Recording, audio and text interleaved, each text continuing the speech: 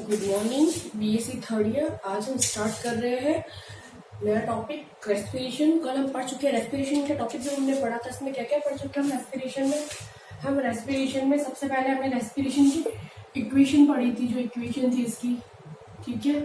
फिर हमने पढ़ा था रेस्पिरेशन की डेफिनेशन। इंट्रोडक्शन के अंदर हमने इसकी डेफिनेशन पढ़ी थी।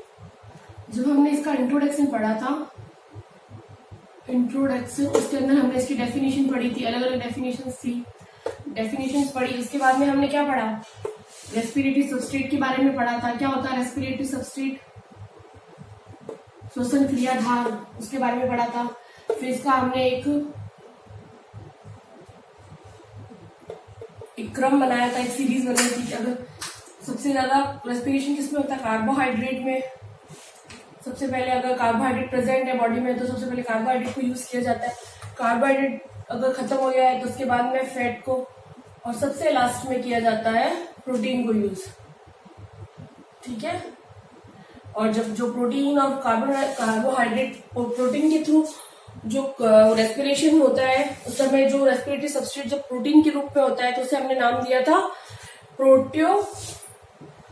इसको हमने प्रोटियोप्लाज्मिक या पेरिप्लाज्मिक रेस्पिरेशन नाम दिया था। जब फैट से होता है तो उसको हमने दिया था, क्या नाम दिया था दूसरा?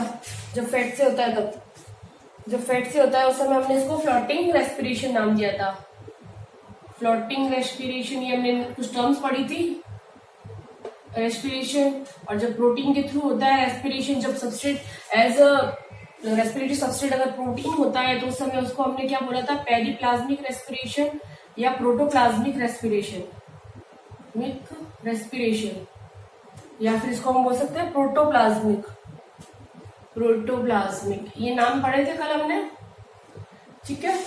ये टर्म्स हमने कल अच्छे से डिटेल में पढ़ी थी। उसके बाद में हमने क्या पढ़ा था? Types of respiration. Types of respiration पढ़ा था completely. Respiration, types of respiration हमने दो टाइप का बताया था। एक तो था एरोबिक, एक तो था वायवीय और एक था अवायवीय। एरोबिक एंड एरोबिक, एरोबिक और दूसरा था एन एरोबिक, एरोबिक, ठीक है। इसको ऐसे भी लिख सकते हैं, वायवीय और अवायवीय, वायवीय और अवायवीय। जो अवायवीय रेस्पिरेशन था, जो हमने अवायवीय रेस्पिरेशन पढ़ा था, उस रेस्पिरेशन के बारे में हमने बोला था कि इसमें जो रेस्पिरेटरी सबस्ट्रेट होता है ओनली कार्बोहाइड्रेट होगा। क्या होगा? ओनली कार्बोहाइड्रेट, ठीक है। जबकि वायवीय के अंदर जो रेस्पिरेटरी सबस्ट्रेट कार्बोहाइड्रेट हो सकता है। अगर कार्बोहाइड्रेट नहीं है अगर बॉडी में तो फैट हो सकता है, अगर फैट नहीं है तो प्रोटीन को भी एज अ रेस्पिरेटरी सबस्ट्रेट ले सकते हैं।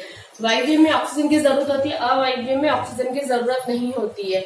यहाँ पर कार्बन जो होते हैं सभी कार्बन के रूप में, इसमें क्या क्या होता है? एक तो होता है इसके अंदर कार्बन डाइऑक्साइड, और इसके अंदर कार्बन डाइऑक्साइड और क्या होता है? इथेनॉल, ठीक है। और यहाँ पे कार्बन डाइऑक्साइड होता है, ठीक है। ओनली कार्बन डाइऑक्साइड होता है कार्बन के रूप में। यहाँ पे जो प्रोडक्ट बनता है वो क्या बनता है? कार्बन डाइऑक्साइड बनता है प्रोडक्ट के रूप में। कार्बन डाइऑक्साइड बनेगा, वाटर मॉलिक्यूल बनेंगे, 686 किलो कैलोरी एनर्जी बनती है, और 36 to 38 एटीपी बनते हैं। जबकि इसके अंदर 56 किलो कैलोरी एनर्जी बन रही थी और ओनली 5 एटीपी बन रहे थे, ठीक है। ये हमने कल कंप्लीटली पढ़ा था अच्छे से, ठीक है। आया समझ में यहाँ तक आपको? अब आज हम स्टार्ट करेंगे न्यू टॉपिक, फर्मेंटेशन, ठीक है। क्या पढ़ेंगे हम आज? फर्मेंटेशन के बारे में पढ़ेंगे। रेस्पिरेशन का ही पार्ट है बेटा ये सब।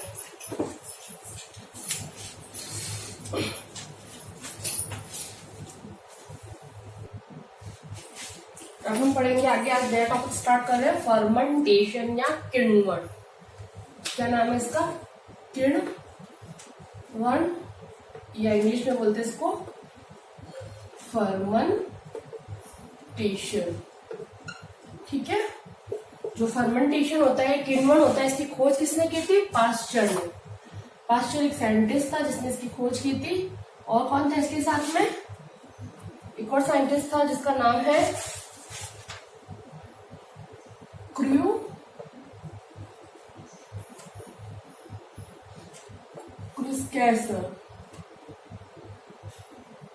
क्रूसेर, ठीक है। क्रूसेर एंड पास्चर ने फर्मेंटेशन की खोज की थी और इसकी इक्वेशन लिखी थी। इसकी इक्वेशन क्या है? इक्वेशन है जैसे ग्लूकोज है C6H12O6 ग्लूकोज के मॉलिक्यूल है, इसका हो गया एंजाइम के थ्रू तो क्या बनता है?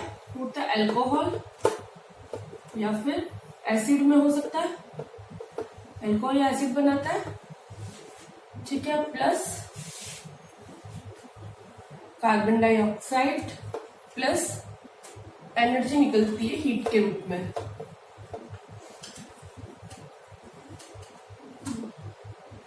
ठीक है। और ये किसकी प्रेजेंस में होता है? ये होता है फंगल एंजाइम या तो होगा फंगल एंजाइम या बैक्टीरियल एंजाइम।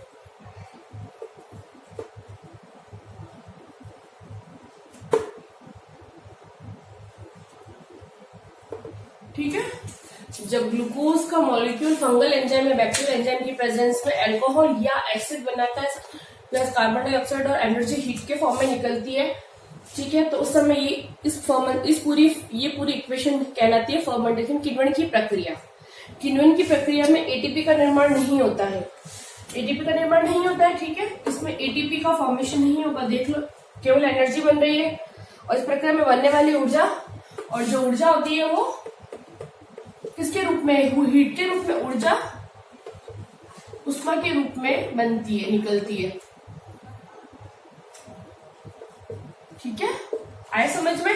किण्वन की जो प्रक्रिया होती है वो पास्चर एंड क्यूरियस ने दी थी और ये इक्वेशन की खोज की। और इसकी इक्वेशन होती है जब ग्लूकोज के मॉलिक्यूल को फंगल एंजाइम या बैक्टीरियल एंजाइम की प्रेजेंस में तोड़ा जाता है तो अल्कोहल बनता है, साथ में कार्बन डाइऑक्साइड और एनर्जी हीट के फॉर्म में रिलीज होती है, ठीक है। तो इसका मतलब यहाँ पर कोई भी एटीपी नहीं बनती है, साथ ही जो ऊर्जा होती है वो उष्मा के रूप में मुक्त होती है, ठीक है। अब type of fermentation, new topic है आगे इसी का continue. Types of fermentation, fermentation के क्या क्या टाइप्स है?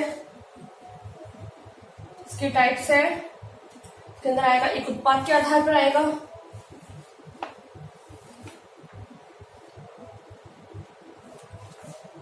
फर्स्ट आएगा इसके अंदर उत्पाद के आधार पर, उसके बाद में नेक्स्ट हम पढ़ेंगे सेकंड किसके आधार पर होगा? सेकंड है लैक्टिक अम्ल किण्वन और थर्ड है एसिटिक अम्ल किण्वन और ब्यूटारिक अम्ल, एसिटिक अम्ल किण्वन, ब्यूटारिक अम्ल किण्वन, फोर्थ है लैक्टिक अम्ल किण्वन, अम्ल किण्वन, ठीक है।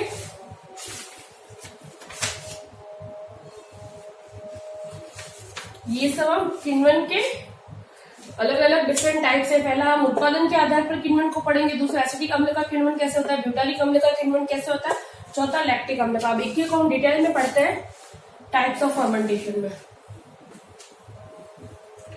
फर्स्ट हम स्टार्ट करते हैं उत्पादन के आधार पर।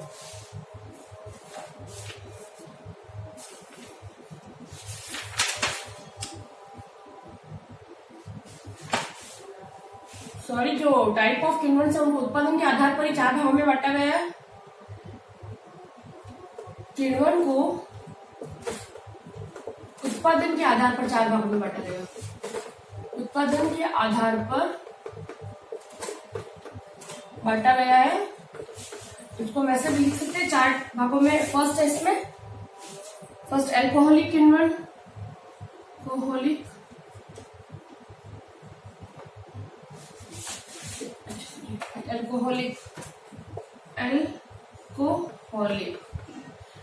सेकंड है लैक्टिक, फोर्थ है, थर्ड है एसिटिक और फोर्थ है ब्यूटारिक रिक ब्यूटारिक किण्वन, ब्यूटारिक किण्वन, रिक फर्मेंटेशन, ये भी क्या है? टेशन, ये भी फर्मेंटेशन, ये भी है फर्मेंटेशन। तो किण्वन को उत्पादन के आधार पर बांटा गया है 4 भागों में। फर्स्ट अल्कोहलिक किण्वन, दूसरा लैक्टिक एसिड किण्वन, लैक्टिक एसिड किण्वन या lactic acid fermentation, acetic acid fermentation और ब्यूटारिक एसिड फर्मेंटेशन। ये 4 टाइप के फर्मेंटेशन उत्पादन के आधार पर बांटे गए हैं, ठीक है। और फर्स्ट हम स्टार्ट करते हैं अल्कोहलिक किण्वन। अल्कोहलिक किण्वन में क्या होता है? ये प्रथम ज्ञात तथा प्रसिद्ध किण्वन है। फर्स्टली जो देखा गया प्रथम ज्ञात व प्रसिद्ध किण्वन है, सबसे ज्यादा प्रसिद्ध किण्वन। फर्स्टली ऑब्जर्व या प्रथम ज्ञात और प्रसिद्ध किण्वन होता है। इस किण्वन की प्रक्रिया में जाइमेज एंजाइम उत्प्रेरक के रूप में कार्य करता है। यहाँ क्या होता है? जो जाइमेज एंजाइम होता है, जाइमेज एंजाइम उत्प्रेरक की तरह कार्य करता है।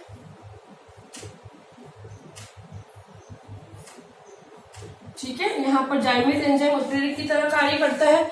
ये प्रथम ज्ञात फर्मेंटेशन है, किण्वन है। ये प्रसिद्ध किण्वन होता है। साथ ही यहाँ पर इसकी फर्मेंटेशन की रिएक्शन के अंदर जाइमेज एंजाइम उत्प्रेरक की तरह कार्य करता है। ठीक है, जाइमेज एंजाइम उत्प्रेरक की तरह काम में लिया जाता है। जाइमेज एंजाइम की खोज किसने की थी? इसकी खोज किसने की थी? जाइमेज एंजाइम की खोज की थी बुकनर ने ईस्ट में। इसकी खोज किसके अंदर की गई थी? ईस्ट में की गई थी। ईस्ट में, ईस्ट जो होता है ना, ईस्ट, इसको हम ऐसे भी लिखते हैं ईस्ट। ईस्ट में की गई थी। किसने की थी? बुकनर नाम का साइंटिस्ट था, बुकनर ने की थी। इसकी खोज, जाइमेज एंजाइम की खोज बुकनर ने की थी, वो भी ईस्ट, जो ईस्ट होता है उसके अंदर की थी। ठीक है, जाइमेज एंजाइम कहाँ से निकलता है? ईस्ट के द्वारा निकलता है। और इसके बारे में सबसे पहले बुकनर ने बताया था। बुकनर ने क्या किया था? ईस्ट में से जाइमेज एंजाइम को अलग किया था। ठीक है, ईस्ट में से निकाला था, सबसे पहले खोजा था। जाइमेज फर्स्ट डिस्कवर्ड एंजाइम है। और ये क्या है? First discovered enzyme. जाइमेज first discovered enzyme है। ये जाइमेज के बारे में बता रहे हैं हम। और जाइमेज कहाँ पे यूज होता है? जाइमेज अल्कोहलिक फर्मेंटेशन में एज अ उत्प्रेरक यूज होता है। ठीक है, ये हो गया। और अब जाइमेज एंजाइम से कैसे होता है, अब इसके एक रिएक्शन भी बना लेते हैं हम साथ साथ में। कि जैसे ये रिएक्शन बन गई C6H12O6, जाइमेज एंजाइम की प्रेजेंस में क्या बनाएगा? इथेनॉल प्लस कार्बन डाइऑक्साइड की 2 मॉलिक्यूल प्लस एनर्जी। और एनर्जी किस फॉर्म में निकलती है? हमेशा फर्मेंटेशन में हीट के फॉर्म में निकलती है। इथेनॉल के भी 2 मॉलिक्यूल्स यूज किए थे। ये क्या? Ethyl alcohol. ठीक है, और एनर्जी हीट के फॉर्म में निकलती है। ये इसकी इक्वेशन है। तो फर्स्ट हमने स्टार्ट किया अल्कोहलिक में। अल्कोहलिक फर्मेंटेशन हमने बोला है कि जो फर्मेंटेशन होता है उसको प्रोडक्शन के बेसिस पे हमने 4 पार्ट्स में बांटा है। फर्स्ट पार्ट है हमारा अल्कोहलिक फर्मेंटेशन, सेकंड है लैक्टिक एसिड फर्मेंटेशन, थर्ड है हमारा एसिटिक एसिड फर्मेंटेशन, फोर्थ है butyric acid fermentation. Butyric acid fermentation, butyric acid fermentation. ठीक है, और फर्स्ट हमने किया अल्कोहलिक एसिड फर्मेंटेशन। ये फर्मेंटेशन क्या है? प्रथम ज्ञात फर्मेंटेशन है और ये सबसे प्रसिद्ध प्रकार का किण्वन होता है। इसमें क्या होता है? इस फर्मेंटेशन की अभिक्रिया के अंदर जाइमेज एंजाइम को एज ए उत्प्रेरक की तरह यूज किया जाता है। जाइमेज एंजाइम उत्प्रेरक के रूप में काम में लिया जाता है। जाइमेज एंजाइम को यहाँ पर उत्प्रेरक की तरह उत्प्रेरक के रूप में काम में लिया जाता है, देख लीजिए। और ये जाइमेज एंजाइम, इसको कहां से खोजा गया था? बुकनर नाम के साइंटिस्ट ने क्या किया था? ईस्ट में से जाइमेज एंजाइम को निकाला था। यानी कि बुकनर ने क्या किया था? जाइमेज की खोज की थी। जाइमेज एंजाइम की खोज बुकनर ने की थी। किसमें से की थी? ईस्ट से की थी। ठीक है, फिर ये जो जाइमेज एंजाइम है फर्स्ट डिस्कवर्ड एंजाइम है। जाइमेज फर्स्टली सबसे प्रथम प्रकार का ज्ञात या डिस्कवर्ड एंजाइम होता है। ठीक है, फर्स्ट डिस्कवर्ड एंजाइम है। अब इसकी रिएक्शन में क्या होता है, जो सुगर मॉलिक्यूल होता है वो जाइमेक एंजाइम के प्रेजेंट में 2 मॉलिक्यूल इथाइल अल्कोहल के बनाता है, 2 मॉलिक्यूल कार्बन डाइऑक्साइड बनाता है और एनर्जी लिबरेट होती है हीट के फॉर्म में। ठीक है, ये हो गया फर्स्ट हमारा अल्कोहलिक फर्मेंटेशन। सेकेंड हम करते हैं acetic lactic acid fermentation.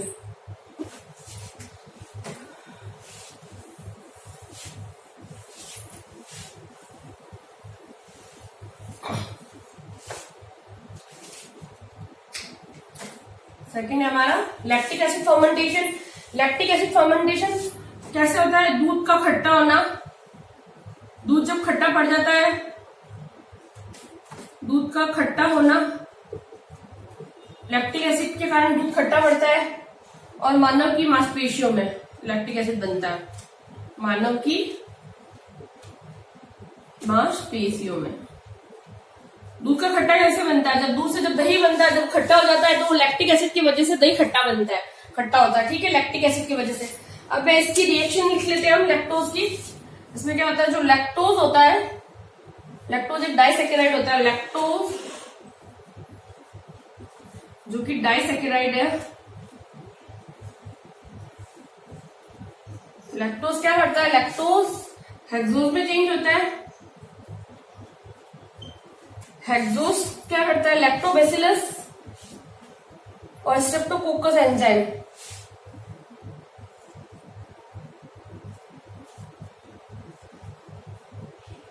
Lactic acid. ठीक है,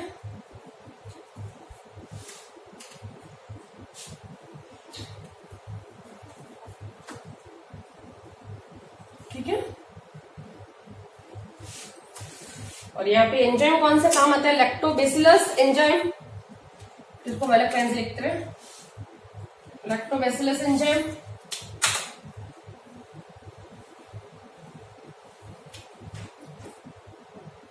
लैक्टोबैसिलस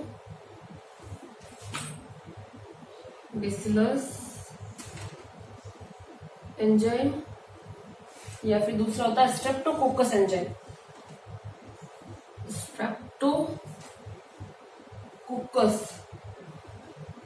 कोकस एंजाइम। ये दोनों कौन से एंजाइम है, लैक्टेज डिहाइड्रोजनेज, एलडीएच एंजाइम होते हैं ये दोनों, एलडीएच एंजाइम, लैक्टेज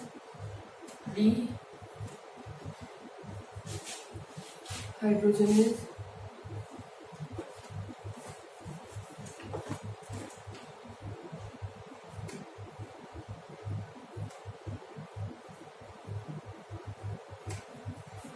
ठीक है,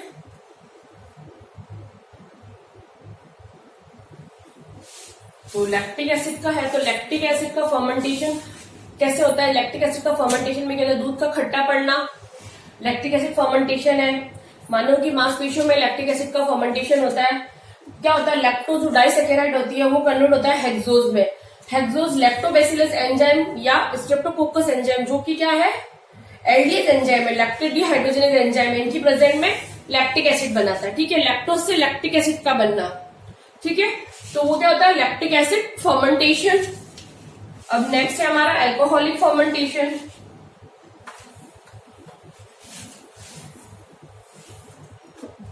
नेक्स्ट हम पढ़ेंगे एसिटिक एसिड फर्मेंटेशन। इसको हम करते हैं, एसिटिक एसिड फर्मेंटेशन में क्या होता है, पहले हम इसकी बना लेते हैं। एसिटिक एसिड किण्वन में एक वायवीय किण्वन की क्रिया है। एसिटिक एसिड किण्वन कैसा है, यह किण्वन एक वायवीय किण्वन है, यह किण्वन एक वायवीय। जनरली क्या होता है, जो फर्मेंटेशन की अभिक्रिया होती है वो अवायवीय होती है, मगर ये कैसी है, ऑक्सीजन के अब्सेंस में होती है फर्मेंटेशन। मगर ये एसिटिक एसिड फर्मेंटेशन एक ऐसा फर्मेंटेशन है जिसमें किण्वन ऑक्सीजन के प्रेजेंट में होगी, तो इसको हम क्या लिख सकते हैं, एसिटिक एसिड किण्वन एक वायवीय किण्वन होता है, वायवीय किण्वन है। ठीक है,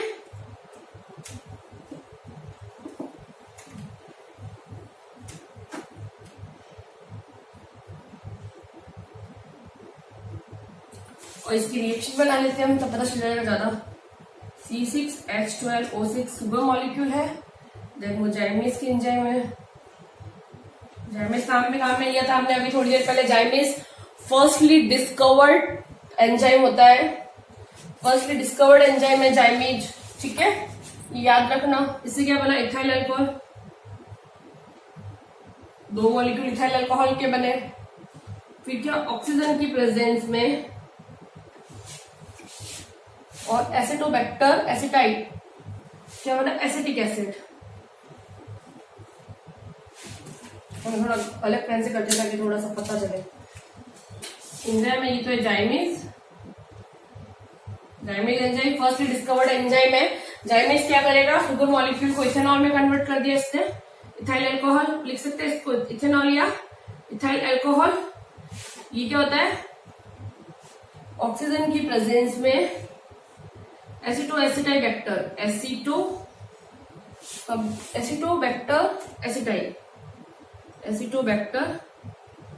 एसिटाइल की प्रेजेंस में ये क्या होता है, वायवीय है, जो किसमें बदल जाता है, एसिटिक एसिड में, ठीक है। तो अब एसिटिक एसिड फर्मेंटेशन ये एक ऐसा किण्वन होता है जिसके अंदर ऑक्सीजन यूज होती है, तो यह वायवीय किण्वन होता है। क्योंकि जनरली हम देखते हैं जो फर्मेंटेशन की रिएक्शन होती है उसमें ऑक्सीजन कहीं काम नहीं आती, मगर ये एक अकेला ऐसा किण्वन है, एसिटिक एसिड किण्वन, जिसमें ऑक्सीजन यूज आ रही है। तो इसको लिख सकते हैं, यह किण्वन एक वायवीय किण्वन होता है। इसमें क्या होता है, सुगर मॉलिक्यूल जाइमेज के प्रेजेंट में, जाइमेज फर्स्टली डिस्कवर्ड एंजाइम है, उससे क्या बनता है, 2 मॉलिक्यूल ऑफ इथेनॉल के बनते हैं, 2 मॉलिक्यूल इथेनॉल, उसके साथ क्या करता है, ऑक्सीजन से रिएक्शन करता है और एसिटोबैक्टर एसिटाइल की प्रेजेंट में ये एंजाइम सीक्रेट करा, उसके एंजाइम की प्रेजेंस में क्या बनाएगा, एसिटिक एसिड, ठीक है। अब नेक्स्ट है, ये हो गया हमारा एसिटिक एसिड फर्मेंटेशन कंप्लीट। अब लास्ट है ब्यूटारिक एसिड फर्मेंटेशन। वापस लिख देती हूँ।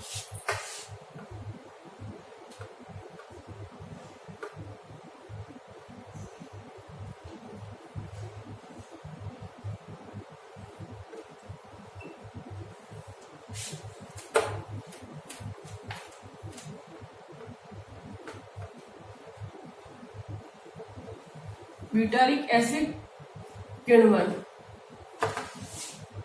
इस वाले किण्वन के बारे में पढ़ रहे हैं हम। लास्ट है ब्यूटारिक एसिड किण्वन। इस किण्वन में क्या होता है, यह किण्वन जूट रेशों के प्रोसेसिंग में काम आता है। कहाँ काम आता है, जूट रेशों के प्रोसेसिंग में, या इसको बोलते हैं संसाधन। जूट रेशों का जो प्रोसेसिंग होती है संसाधन में ये काम आता है। क्या है, इसमें क्या होता है, जो पायरुविक एसिड होता है वो एसिटिक एसिड में कन्वर्ट होता है। पायरुविक एसिड किसमें कन्वर्ट होता है, एसिटिक एसिड में, और फिर एसिटिक एसिड कन्वर्ट होता है ब्यूटारिक एसिड में। ब्यूटारिक एसिड में कन्वर्ट होता है, ठीक है। यहाँ पे एंजाइम कौन सा काम आता है, क्लोस्ट्रिडियम ब्यूटेलिकम, क्लोस्ट्रिडियम ब्यूटेलिकम, क्लोस्ट्रिडियम ब्यूटेलिकम, ठीक है। पायरुविक एसिड कन्वर्ट होता है एसिटिक एसिड में, और एसिटिक एसिड क्लोस्ट्रिडियम ब्यूटाइलिकम के प्रेजेंट में बनाता है ब्यूटारिक एसिड। इस तरह से ब्यूटारिक एसिड का फर्मेंटेशन होता है। यह काम कहाँ आता है, जूट के रेशों की प्रोसेसिंग करवाने में ब्यूटारिक एसिड का यूज किया जाता है, ठीक है। ये होगा हमारे किण्वन के आधार पर उत्पादन। किण्वन का हमने अलग अलग टाइप पढ़ा है, किसके आधार पर, उत्पादन के आधार पर किण्वन को हमने कैसे उत्पादन होता है। जैसे एल्कोहल का फर्मेंटेशन में एल्कोहल बन रहा है, लैक्टिक एसिड में फर्मेंटेशन में लैक्टिक एसिड बन रहा है, एसिटिक एसिड के फर्मेंटेशन में एसिटिक एसिड बन रहा है, ब्यूटारिक एसिड के फर्मेंटेशन से ब्यूटारिक एसिड बन रहा है। तो उत्पादन के आधार पर हमने फर्मेंटेशन कंप्लीटली पढ़ लिया, ये हमारे कोर्स में जो हमने पढ़ा है, ठीक है। अब नेक्स्ट हम पढ़ते हैं किण्वन के अन्य उदाहरण कौन कौन से हैं, ठीक है।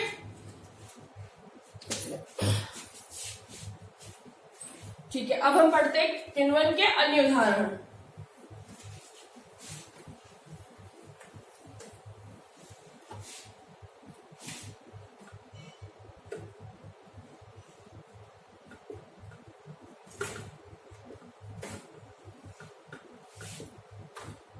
अन्य उदाहरण कौन कौन से हैं?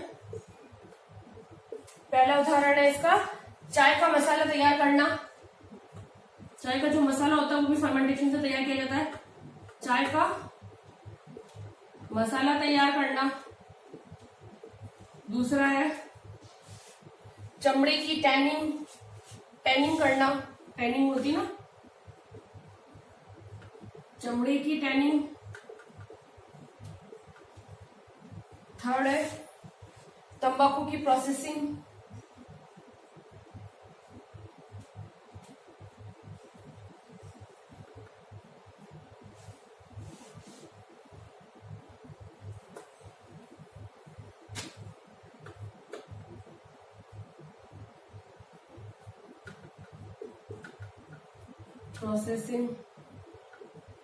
ठीक है।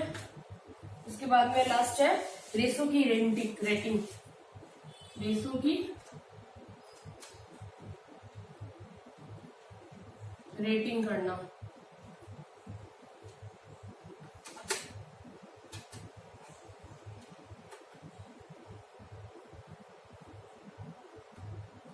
रेसो की रेटिंग करना। ठीक है। किण्वन के अन्य उदाहरण, एक तो चाय का मसाला तैयार करना, चमड़े की टैनिंग करना, तंबाकू की प्रोसेसिंग करना और रेशो की रेटिंग करना। ये सब आते हैं किण्वन के अन्य उदाहरण में। अब कुछ स्पेशल पॉइंट्स है इसके कि भाई पाश्चर के अनुसार 1875 में अल्कोहलिक किण्वन यीस्ट की कोशिकाओं की उपापचय क्रियाओं द्वारा संपन्न होता है। पाश्चर ने बताया था, पाश्चर साइंटिस्ट था जिसने बताया था 1857 में बताया था। क्या बताया था? कि जो अल्कोहलिक किण्वन होता है, अल्कोहलिक किण्वन यीस्ट की कोशिकाओं में उपापचय क्रियाओं द्वारा संपन्न होता है। यीस्ट की सेल्स में उपापचय क्रियाओं द्वारा अल्कोहलिक किण्वन होता है। अल्कोहलिक फर्मेंटेशन होता है। जो साइंटिस्ट था पाश्चर ने 1857 में, पाश्चर के अनुसार 1857 में यीस्ट की सेल्स की उपापचय क्रियाओं के द्वारा क्या होता है? अल्कोहलिक फर्मेंटेशन कंप्लीट होता है। ठीक है।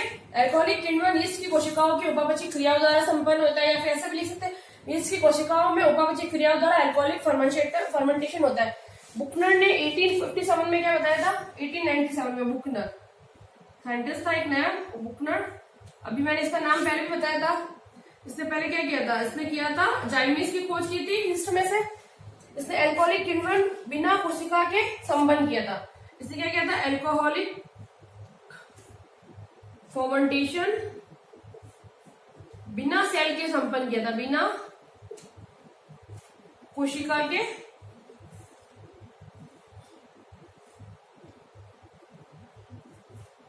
के किया। कैसे किया बिना कोशिका के? सिर्फ एंजाइम्स के द्वारा। किसके द्वारा?